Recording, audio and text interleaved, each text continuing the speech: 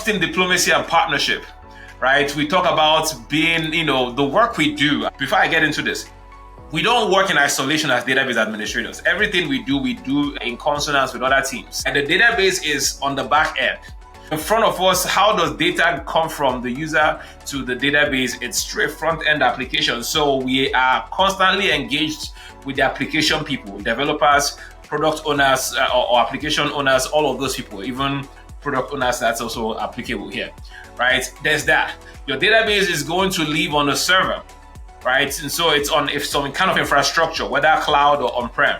And so we are constantly engaged and involved with, and somehow even plays that role sometimes where we're infrastructure guys. So we're always working with storage. The storage team is one of our best friends. We're always talking to the server engineers. We're always talking to networking, right? We're always talking to all of these infrastructure guys. Well, if it's a cloud facing, if it's a cloud solution, if you have a cloud server, a cloud environment, you're always talking to your cloud architects, navigating those conversations with them.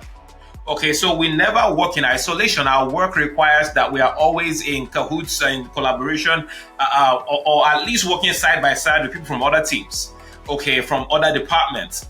And so being able to navigate those relationships is it's almost mandatory. It's not almost, it is mandatory.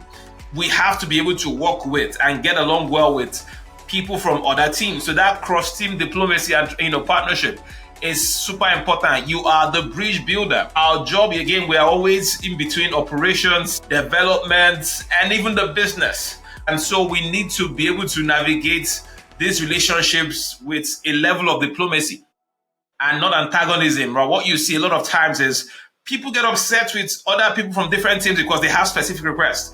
The DBA is frustrated with the development people because they want a particular access in production, and we are like, why would you want that? And then you're mad. No, how about how we provide the education to them and why they shouldn't or they should not have the access, or why we cannot grant them the access they want, instead of allowing hostility to build up, right? There are policies you can reference and say, hey, listen, it's not because I don't want to give you this access. We're on the same team.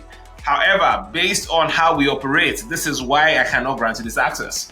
Okay, and then sometimes they might need to escalate, and that's how it goes. But you should be able to navigate this uncomfortable conversations with grace and with a level of poise and diplomacy. It's super important. It will help you do well, because again, once that project is done, you will still work with these people more than likely in a different project or in a different situation. So you want to make sure that you have, like, all of these things are set up. These relationships are only growing and getting better. It's in the end, we just want to work, earn a living, go back to our families, take care of our kids, go home to our wives and our children. It's super important that we know how to navigate, be that bridge, avoid any unnecessary antagonism. It's not worth it. Right? We should be able to partner with developers instead of just having that gatekeeper mentality who is always saying no. Be their partner. I will work with you, on your schedule. You want to test this out, fine. I can't grant you access, but I'll be there. I'll sit with you. I'll send you the reports when it's done. I'll run your testings for you.